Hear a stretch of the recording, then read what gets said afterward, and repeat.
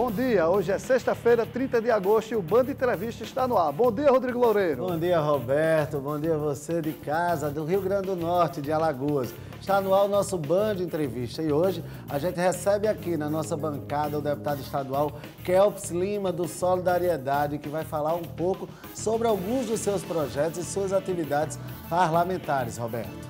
Pois é, e o governador Rui Costa se reuniu com secretários de saúde dos estados nordestinos em Salvador para decidir como será realizada a primeira compra conjunta feita pelo Consórcio Nordeste. A área de saúde será a primeira a ser beneficiada com essa estratégia. Vamos ver essa matéria.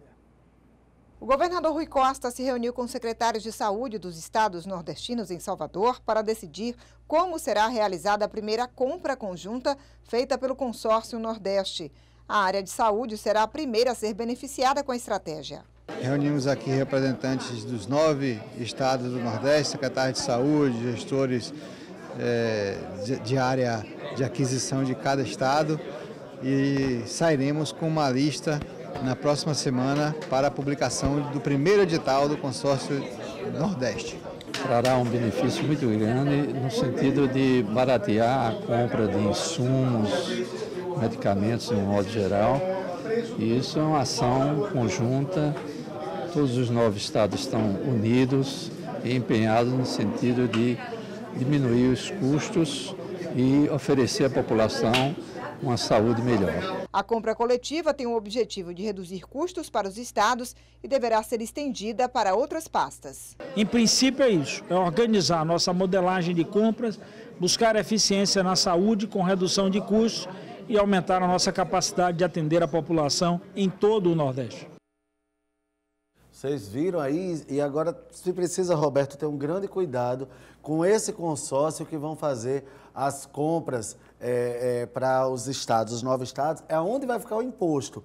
Porque de repente você aí abre uma licitação onde as maiores cidades que têm empresas maiores vão ganhar sempre essas licitações e aí a gente deixa de comprar com os fornecedores dos nossos estados.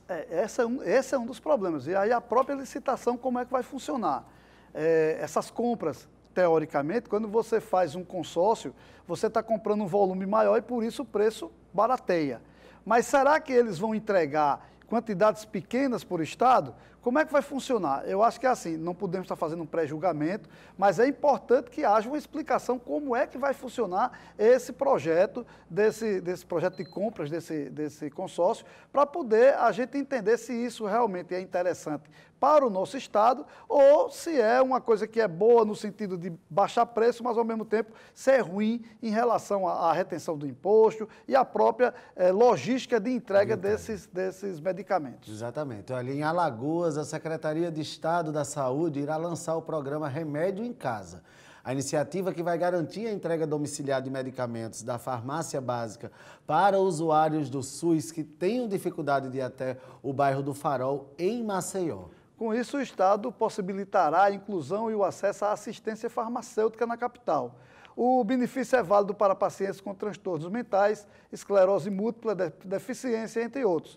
E o lançamento do programa vai acontecer hoje, às 10 horas da manhã, na Farmex, aqui no bairro Farol. Bacana, então, essa iniciativa, porque você centraliza e facilita o acesso da população, Roberto, e eu acho que esse exemplo deveria ir para todas as cidades, como já é na maioria das cidades do interior, as menores, que existe uma farmácia básica num local central e as pessoas vão para lá e pegam. Na verdade, os familiares acabam indo buscar. Esse projeto ele tem uma coisa interessante, que é também o de ir ao domicílio e entregar o remédio. Exato. Quer dizer, é um trabalho que hoje deveria ser feito pelos agentes de saúde nos municípios. Na hora que o agente de saúde vai à casa desse paciente e sabe que ele tem essa dificuldade, o próprio agente levaria o remédio para entregar. Até isso é porque possível lá fazer. Os agentes é quem estão lá com a comunidade com tudo. Do dia a dia, é verdade. Olha, a penitenciária de Alcaçuz, em Nísia Floresta, na Grande Natal, passou a contar com um scanner corporal que auxilia na revista dos visitantes da cadeia.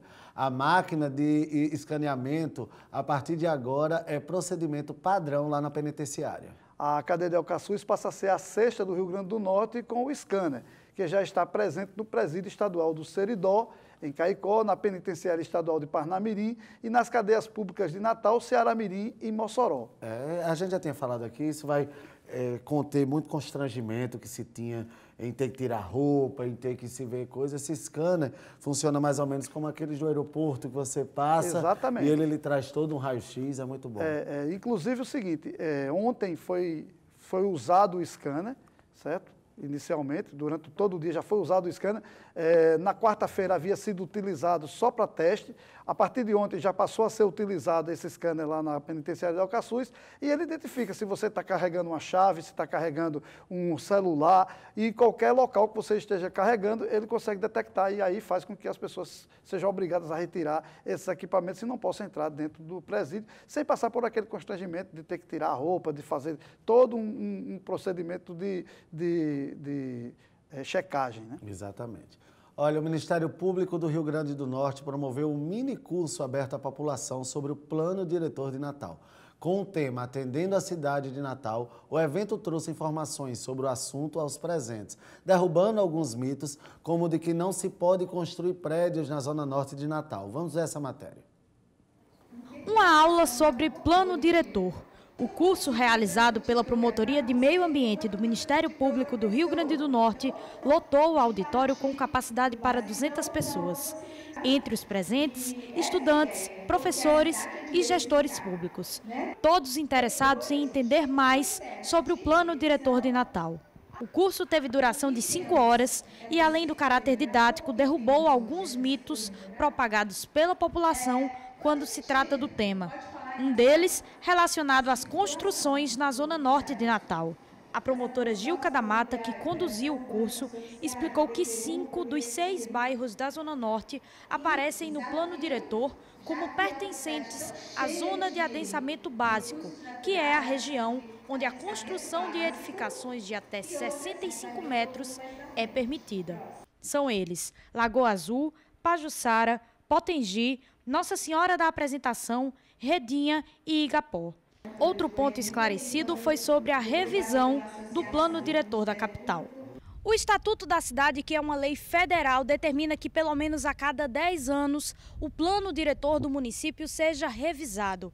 Como o plano diretor de Natal é de 2007, essa revisão deveria ter acontecido há pelo menos 2 anos. Natal conta com 10 zonas de proteção ambiental, as EPAs. Nessas regiões, existe restrição de uso e ocupação da área devido à importância ambiental, ecológica, paisagística e histórica. O plano diretor já é um assunto aqui muito batido no nosso programa, porque já trouxemos secretários, vereadores, a própria OAB esteve aqui com a gente discutindo, e é bacana esse evento para que a população entenda um pouco do que é o plano diretor, do que pode e do que não pode, mas o que a gente mais preocupa é como a gente viu aí, desde 2007, Roberto, que ele está para ser revisado e não, parece 2017. Que não vai. São 10 anos. Ele foi promulgado em 2007, em 2017 deveria ter havido a revisão, começou a ser feita e a revisão não foi concluída, e aí está sendo feita agora, possivelmente esse ano. Ela vai ser enviada para a Câmara para aprovação. Eu não acredito, pessoalmente, que vai chegar na Câmara e vai ser aprovada ainda esse ano. Ano que vem, como é ano de eleição, é provável ainda que empurre com a barriga. Agora, tem um assunto aí que foi colocado pela promotora Gilca da Mata, sobre a questão das EPAs, que são as zonas de proteção ambiental, que representam, se não me engano, 36% 34% ou 36% das zonas do Rio Grande do Natal. É uma área de proteção, sim, mas precisa ser pensado soluções que não venham a afetar o meio ambiente, o local. Por exemplo, você tem um local onde você consegue fazer captação de água fluvial.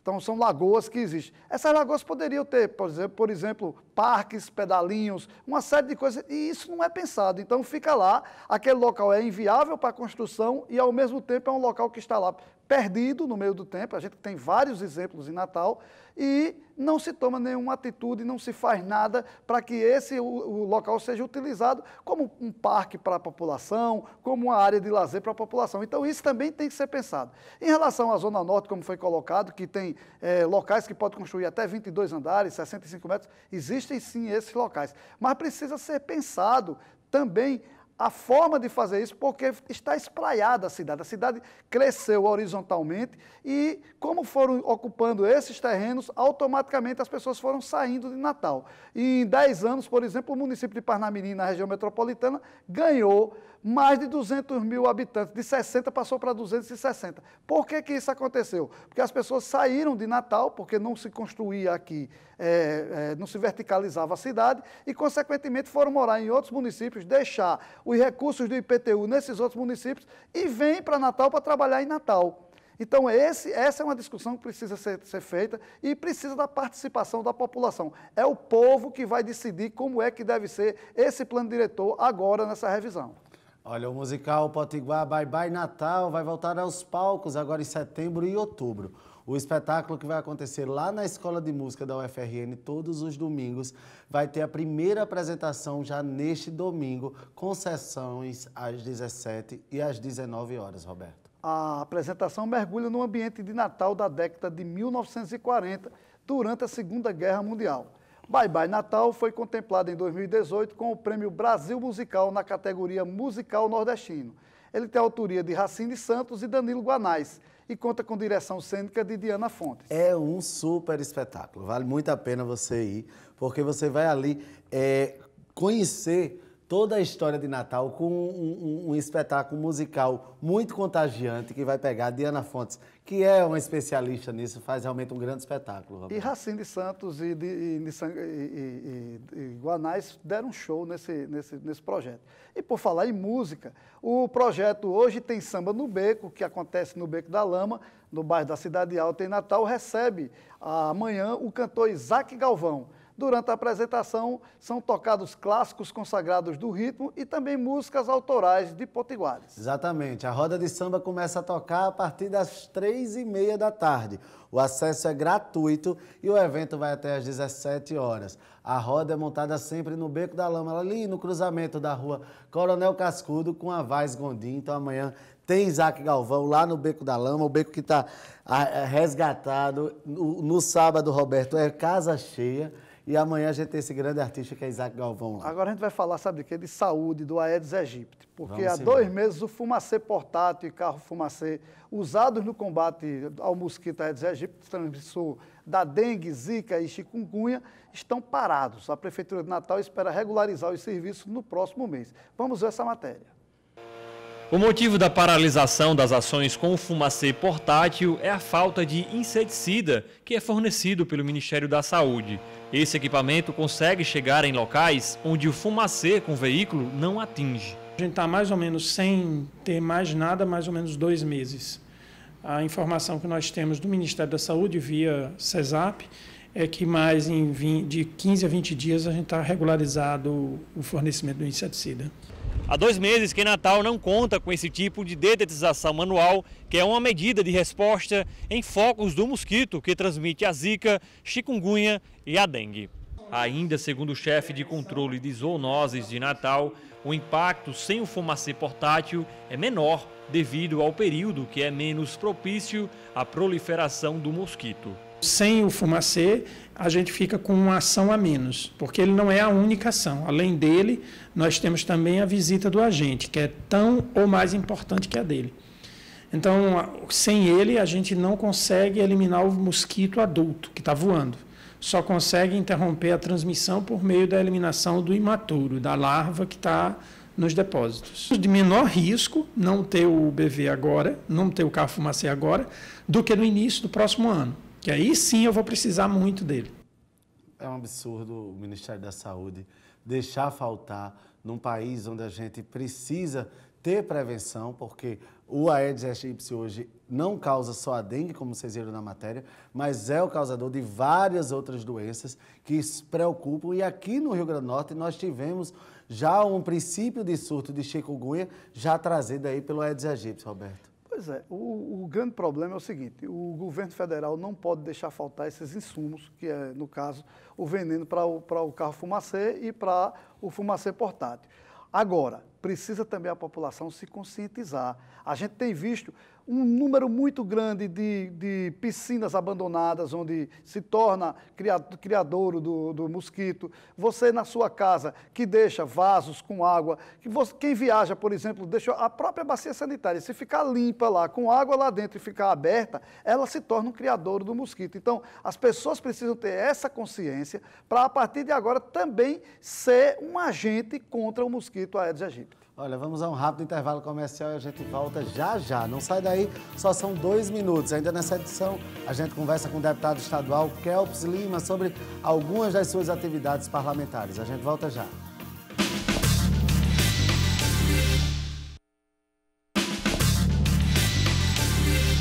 De volta com o nosso Band Entrevista, com muitas notícias para você aqui do Rio Grande do Norte e para você aqui de Alagoas, não é, Roberto? Pois é, e os focos de incêndio no Rio Grande do Norte diminuíram 36% nos primeiros 8 meses deste ano, em relação ao mesmo período do ano passado.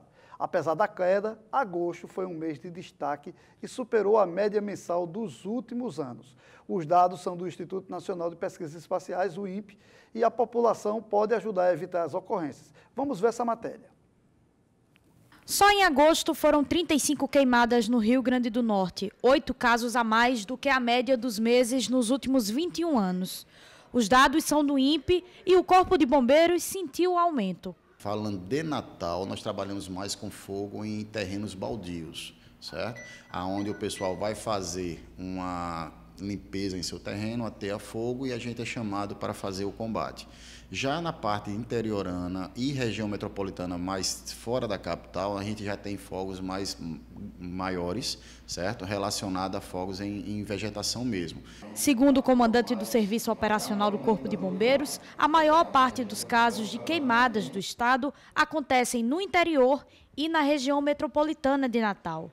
Principalmente no interior, como a gente teve recentemente em Açu, a qual nós passamos 2 dias e meio lá combatendo esse incêndio até conseguir a extinção dele. Apesar do tempo quente e seco contribuir para o aumento do número de queimadas, a população pode criar condições para que os incêndios sejam evitados. Não fazer limpeza de terreno e atendo fogo. O ideal é que você junte as folhas, coloque no saco plástico e coloque para ser recolhido pela urbana, certo? Pela coleta de lixo. No interior, ter cuidado nas estradas com piúbas de cigarros, vidros que possam ser lançados, que isso pode fazer a concentração de raios solares e iniciar um incêndio. Então a gente tem que primeiro nos policiarmos para evitar essas situações.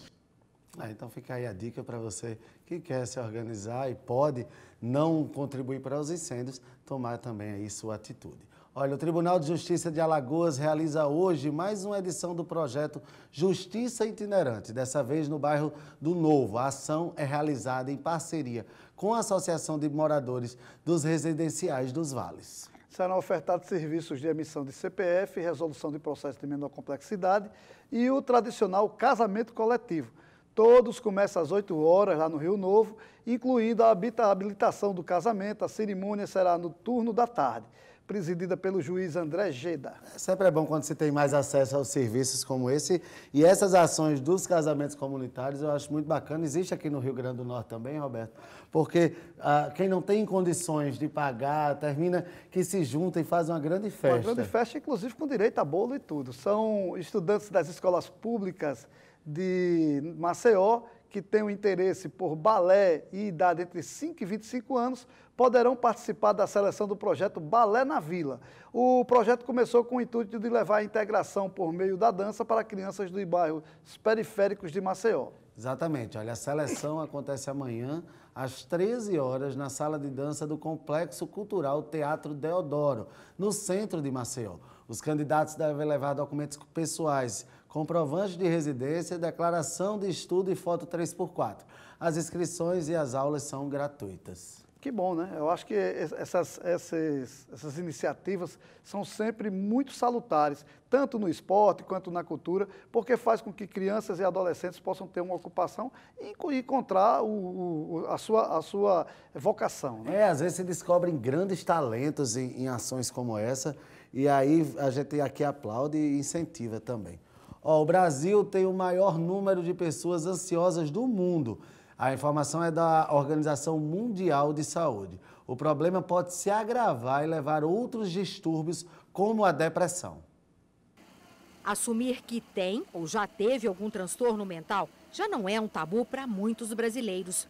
Seu José conta que ficou 1 ano afastado do trabalho por causa da depressão.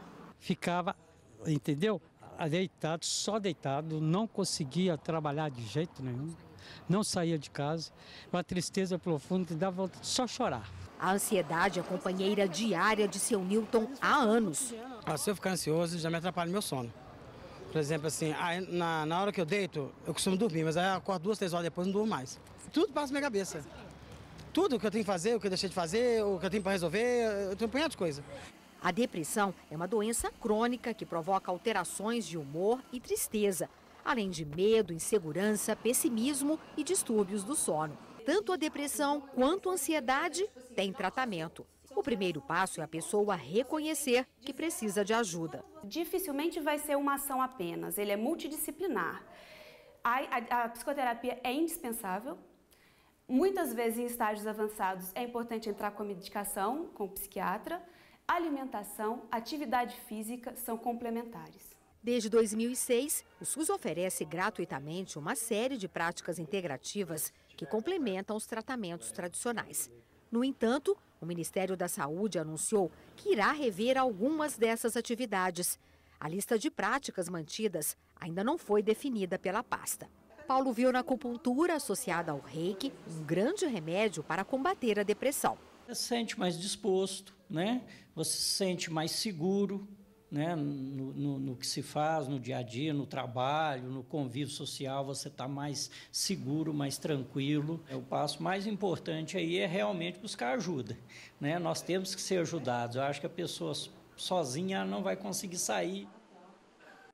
Olha, e a Arquidiocese de Natal irá realizar a 5ª edição da Caminhada da Solidariedade. Para colaborar com a caminhada, os participantes podem adquirir uma camiseta no valor de R$20, que dá o direito da pessoa de concorrer a um carro Gol 0 km 2019-2020. A concentração acontece neste domingo, às 13 horas, no Santuário dos Mártires, localizado na Avenida Miguel Castro, no bairro Nazaré. Às 14 horas será celebrada a missa com o arcebispo metropolitano Dom Jaime Vieira Rocha e em seguida as pessoas sairão com destino à Igreja Matriz de São João Batista, no bairro de Lagoa Seca. Exatamente, é uma caminhada já que tem há muito tempo, eu participei ano passado, Roberto, e é muito bacana, envolve a comunidade, você ajuda e ainda consegue aí agregar e fazer com que a igreja se integre ainda mais, é muito bonito. No próximo bloco, a gente conversa com o deputado Kelpis Lima sobre sua atuação aqui na Assembleia Legislativa do Rio Grande do Norte. A gente volta já já, só um minutinho.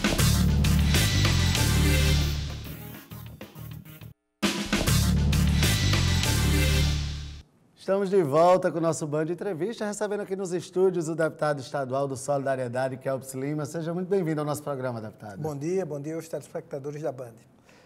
Deputado, o senhor apresentou uma lei recentemente para acabar com o nepotismo no serviço público. E a lei foi finalmente aprovada. Como é que o senhor retrata esse projeto? Primeiro, assim, não é nossa intenção demonizar famílias que tenham vários profissionais na mesma área. Você tem famílias de juízes, famílias de dentistas, famílias de pescadores, famílias de lavradores. Eu não quero demonizar. Numa mesma família, você pode ter vários talentos que façam política. Não é o caso. O que não dá é você resolver os problemas de emprego na sua família, no serviço público, dando cargo, distribuindo cargos. Pode ter exceções? Claro que pode ter exceções. Mas como a velha política brasileira demonizou isso, dando empregos, e é muito comum, por exemplo, nas prefeituras do Brasil inteiro, a parentada está toda arranjando emprego porque o prefeito é da mesma família. No governo do Estado, os 2 últimos governadores nomearam seus cônjuges secretários. Talvez, se eles tivessem anunciado na eleição que iam fazer, isso tivesse legitimidade, porque o cidadão que estava votando estava sabendo que estaria votando no governador, que ele iria nomear um parente dele que ele defendesse já na campanha, que tinha qualificação técnica. Como é isso que não ocorre, é uma prática condenada absolutamente pela sociedade, a gente apresentou o projeto aprovado e agora o governador não pode mais nomear parente secretário. Essa lei está sancionada já. Está sancionada pela governadora semana passada. A governadora, é bom que se diga, ela não... Eu faço oposição à governadora, mas tenho que reconhecer que ela não nomeou nenhum parente como secretário. E há muitos anos, todos os governadores, Garibaldi nomeou, Vilma nomeou, Rosalba nomeou e Robson, todos nomearam parentes secretários. Deputado, a gente tem acompanhado o seu trabalho na Assembleia e o senhor tem batido com uma certa força em cima do próprio governo, como o senhor disse, que faz oposição. Como é que o senhor está vendo essa situação? O governo vendeu a folha agora de pagamento, a folha ao Banco do Brasil, e inicialmente o governo dizia que aquele dinheiro seria para fazer frente às dívidas deixadas pelo governo anterior do ano de 2018. Mas essa semana já foi dito que esse dinheiro não vai ser mais utilizado para esse pagamento anterior, e sim até para cobrir o 13º deste ano. A governadora Fátima Bezerra, a quem eu tenho respeito pessoal e admiro a trajetória pessoal e política dela, ela não tem como governo dar certo no modelo que ela está adotando. E digo isso com tristeza, porque quem paga essa conta é o cidadão que precisa de um hospital público, os bairros de periferia de Natal, zona rural do interior, que estão sem segurança pública, as estradas. Quem tem uma situação mais privilegiada sofre, mas sofre menos. Então, o governo dela está fadado à derrota porque ela não quer fazer as reformas que o Estado precisa. E está sendo engolido pelo óbvio. A receita é menor do que a despesa. Enquanto esse quadro não for alterado, o Estado continua afundando. Simples assim. Eu não estou dizendo aqui que Fátima tem que tomar medidas iguais às que eu penso, mas ela tem que tomar alguma medida. E até agora nenhuma. Você tem um rombo de 130 milhões na Previdência, que em um mês só engole o que sobrou dessa venda da conta do Banco do Brasil. Então não tem como solucionar. Ou ela faz as reformas que precisa, ou infelizmente o Estado vai continuar afundando. Deputado, você apresentou recentemente, foi aprovado um projeto seu que vai permitir que o cidadão apresente projetos de lei na Assembleia Legislativa. Como é que vai funcionar esse projeto? Olha só, no Brasil já tem o Instituto de Projeto de Iniciativa Popular, ele tem nacionalmente, e aqui no Rio Grande do Norte já existia, fruto de leis também da minha autoria. Mas qual foi o problema que começou a ocorrer? Não tem como conferir as assinaturas. No Brasil, vou dar exemplo de 2 projetos muito famosos, ditos de iniciativa popular, o Ficha Limpa, né, que foi idealizado pelo ex-juiz Marlon Reis, e o 10 Medidas contra a Corrupção. Na prática, eles não foram de iniciativa popular. Quando chegou no Congresso, não tinha como conferir as assinaturas e deputados patrocinaram assinando o projeto e dando entrada. Pensando nisso, o Instituto de Tecnologia da Sociedade do Rio de Janeiro, que Marlon Reis faz parte, o advogado e articulista Ronaldo Lemos, que é da Globo News, da Folha de São Paulo, idealizaram um aplicativo em que essas assinaturas pudessem ser colhidas digitalmente. O Google, eles ganharam um prêmio mundial de inovação em democracia digital, o Google financiou e esse aplicativo está no ar. Só que esse aplicativo não era aceito por nenhum parlamento no Brasil. E aí eles nos procuraram, a gente apresentou um projeto de lei na Assembleia para que essas iniciativas pudessem ser pelo celular, você apresenta o projeto de lei pelo celular e recolhe as assinaturas pelo celular. A gente conseguiu aprovar na Assembleia, virou lei. A Assembleia fez um convênio agora com o ITS, o Instituto de Tecnologia, para validar as assinaturas desse aplicativo. E a partir dessa semana, o cidadão que quiser dar entrada no projeto de lei no aplicativo, recolher as assinaturas no aplicativo, ele vai ser protocolado na Assembleia como se fosse de um deputado. E quem imobiliza isso, então, é o próprio cidadão, para que tenha um número de assinaturas, para que tudo... Exatamente. Esse aplicativo não é meu, nem é da Assembleia. A Assembleia tem um convênio, não é um aplicativo do nosso mandato. Ele é um aplicativo nacional que recebe propostas de todo o Brasil, mas o único estado que vai oficializar é o Rio Grande do Norte. Eu já tenho notícia de projetos que estão sendo cadastrados essa semana, leva uma semana para ser validado, porque lá no Mudamos eles avaliam juridicamente se aquilo que está sendo proposto é viável, e eu acho que a partir da semana que vem já tem, e as notícias que eu tenho são de projetos de lei bem interessantes. E se eu quiser baixar esse aplicativo, qual o nome do aplicativo, como é que eu baixo? E assim, para eu colocar um projeto lá, existe todo um desenho dizendo como é que eu devo proceder, como é que funciona? Tem. O aplicativo se chama Mudamos, ele é gratuito, ele não ocupa muita memória no celular, você baixa e você pode colocar lá a sua ideia de projeto. Está nas lojas tanto do iOS quanto Da Apple. Do iOS do Android. Do Android. Para o telefone Samsung ou iPhone. Você coloca lá, se você não tem formação jurídica, você bota a sua ideia de projeto. Olha, eu gostaria disso. A equipe de advogados lá do ITS formata juridicamente e coloca no ar. Se você colocar mais ou menos arrumado, eles já trazem. Eu tive notícia que hoje, na rádio, ele me ligou, o jornalista Robson Carvalho já cadastrou um projeto para que a Assembleia possa devolver as sobras que no semestre passado a gente perdeu por um voto lá. Então, deve estar no ar daqui uma semana, já vai começar a recolher assinaturas. Recolheu um número mínimo de assinaturas válidas, ele vai tramitar na Assembleia igualzinho ao projeto de lei apresentado por um deputado. O senhor falou das sobras e aí a gente lembra que entre os projetos que foram enviados pelo governo estava exatamente esse da devolução das sobras, que não é obrigação do legislativo estar gastando o dinheiro que sobrou, comprando ambulância ou comprando arma. Quem deve fazer isso é o governo. O senhor, inclusive, está dizendo, nós fomos derrotados porque votamos pela devolução dessas sobras. O senhor acha que, se tivesse fazendo a devolução, diminuiria pelo menos o impacto que hoje está acontecendo dentro do governo nessa questão da falta de recursos? Diminuiria, é o correto e é salutar. A gente estava discutindo aqui agora mesmo, Roberto, a questão da fratura do acidente que você teve há muitos anos atrás. A fila de fraturas no Rio Grande do Norte é gigantesca. Essa fila era zerada, entre outras coisas, rapidamente, só com a poupança que a Assembleia tem.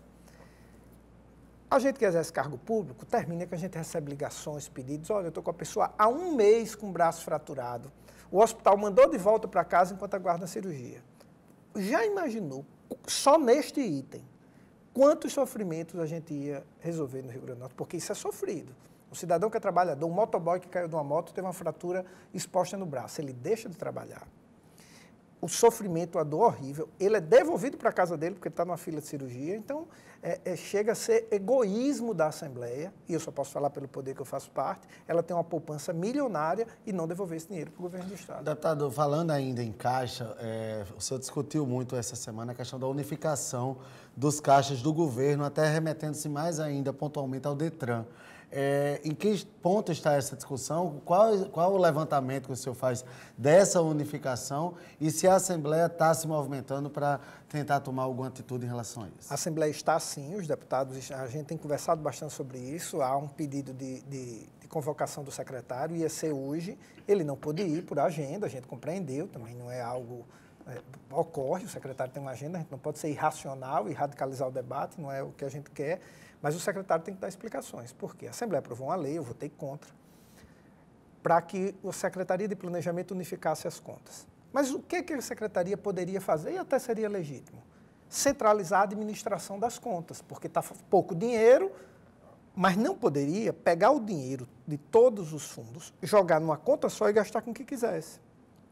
Porque tem fundos desses, a grande maioria deles, tem legislação federal que especifica o gasto, o tipo de gasto daquele dinheiro.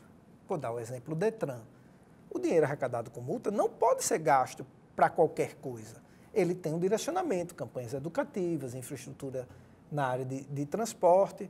Então, a gente quer saber se o dinheiro do Detran, porque há uma suspeita que essas blitz é só para aumentar o caixa do Detran para esse caixa único, a demissão, o diretor do Detran pediu demissão porque não queria assinar o papel da devolução do dinheiro, porque ele sabe que é ilegal, e a gente quer a convocação do secretário para esclarecer esse ponto e outros pontos do uso desse dinheiro. O senhor falou há pouco, eu estou voltando ao assunto porque é interessante que votou contra a história do dinheiro ficar retido lá na poupança da Assembleia. Mas os votos que fizeram que esse dinheiro ficasse lá na Assembleia foram dos aliados da própria governadora. Mas é porque está mexendo no bolso, né? A grande maioria dos deputados, né? E eu digo isso sem nenhum problema, eles aderem ao governo em troca de cargos. Isso, historicamente, no Rio Grande do Norte, a Assembleia Legislativa sempre foi um gatinho manso, tomando leitinho na mão dos governadores. Todos os governadores. A maioria dos governadores eleitos, nos últimos anos, não elege a maioria da bancada. Antes de tomar posse, já tem 2/3 da Assembleia. Então, não é uma relação de projeto de Estado, a relação dos deputados com o governo. É uma relação de troca por cargo, para botar gente politiqueira, para fazer política para a base de deputado. E nepotismo cruzado também? Não, aí eu não conheço nenhum caso concreto, aí seria leviandade da minha parte dizer. Mas é isso que ocorre. Se fosse projeto de Estado, eles estavam pensando igual a governadora. Estavam olhando para o mesmo canto. Então, os deputados adesistas, eles querem a estrutura do governo e a estrutura da Assembleia, porque eles querem usar a estrutura para manutenção dos seus projetos políticos e aí sim, das suas famílias. Porque é só olhar em quem votou, quase todo mundo é de família política. Então, eles não estão preocupados com a situação do Estado, eles estão preocupados com a situação deles e eles não querem que a Assembleia tenha uma poupança gorda. Deputado, a reforma da Previdência está agora em discussão no Senado Federal e se diz que vai ter uma PEC paralela para a inclusão dos estados e municípios. Qual é a sua opinião em relação a essa inclusão dos estados e municípios na reforma da Previdência? Eu sou absolutamente a favor. Foi um erro da governadora ter se posicionado contra e agora ela está pagando o preço de ter se posicionado contra. Inclusive, os governadores que mais foram contra a inclusão foi justamente o do Maranhão e a governadora do Rio Grande do Norte. Eu sou contra essa polarização maluca que ocorreu no Brasil, porque ela tirou a racionalidade do debate. E você tem que ficar contra sempre o outro polo, mesmo que o outro polo proponha algo bom. E isso não é legal, porque não é jogo de futebol. Está envolvida a vida de muitas pessoas. O Estado ficou fora da reforma da Previdência em relação aos servidores públicos estaduais. Isso causou um prejuízo enorme e esse é um dos motivos, entre outros, dela não conseguir colocar a folha em dia. Deputado, o plano diretor de Natal está sendo discutido agora. A gente está até falando assim, mas ele é deputado estadual. Mas para ser discutido o plano diretor da região metropolitana, essa fomentação tem que partir do Estado. O senhor, como deputado, como vê essa situação? Porque não adianta se pensar um plano diretor para a cidade do Natal sem se pensar na região metropolitana. E além de ser deputado estadual, eu sou natalense, nascido ali na Vila São João, lá no bairro do Alecrim. Eu vi meu bairro murchar por falta de uma política urbana. Eu frequentei a vida toda a região do Camelô, no Alecrim, a feira do Alecrim. Não havia um sábado que eu, criança, não estivesse correndo na feira do Alecrim. E eu vi meu bairro murchar por falta de política urbanística. A gente precisa ter um plano diretor que não tenha como único viés construção civil e ambiental. São dois itens importantes, mas a gente precisa ter um viés econômico. O plano diretor, para quem está assistindo, ele é o manual de instrução da cidade. E pouca gente lê. É como a gente tem celular, mas a gente não lê o manual de instrução. Quem lê o manual de instrução usa o celular muito melhor, usa muito mais recursos. A gente precisa ler o plano diretor e fazer um plano diretor que não faça o que ele tem feito até agora, que é colocar os natalenses para fora de Natal, para morar em Parnamirim, para morar em Extremóis, para morar em São Gonçalo. Eles deixam o IPTU lá e vêm consumir os serviços daqui, vêm viver a cidade, andar com seu carro no trânsito, enchendo o trânsito de Natal. Essas pessoas podem e devem ser bem-vindas, mas o ideal é que elas estivessem morando aqui, com um melhor uso do plano diretor. Muitas áreas na Zona Norte que podiam ter prédios, essas pessoas estarem morando lá e não estão. E elas usam o serviço de saúde de Natal, porque é melhor do que dessas cidades. Então, o plano ele só errou nos últimos anos. Ele precisa ser corrigido. E eu torço para que ele seja corrigido e modernizado. Deputado, estamos chegando aqui no finalzinho da nossa entrevista, mas tem que falar um pouquinho de política. Você já tem dito que é pré-candidato a prefeito aqui de Natal. Como é que o Solidariedade está vendo esse novo formato da eleição municipal para o próximo ano, já sem coligações, formando nominatas para fortalecer o partido? Como é que o Solidariedade está se preparando para essa sua pré-candidatura, prefeito de Natal, e também pensando nos vereadores? A gente já tem uma lógica de chapa própria, de candidatura própria. Na eleição passada, o Solidariedade formou chapa própria, elegeu 3 vereadores. Na eleição de deputado estadual, agora a gente teve chapa de deputado estadual e federal, foi o 3º partido mais votado no Rio Grande do Norte nas duas. Então a gente já tem uma cultura. Hoje o Solidariedade tem mais candidatos homens do que vaga. Esse inclusive, é um problema bom. A gente faltam poucas mulheres para completar a chapa, a gente está organizado, cursos de treinamento com os pré-candidatos, preparação de um projeto para a cidade, a gente tem grandes quadros no partido e eu estou igual a noivo, animadíssimo com a pré-candidatura e querendo apresentar esse projeto para Natal. Queria agradecer sua participação aqui no nosso Band Entrevista e deixar os microfones abertos para que você possa se despedir do nosso público.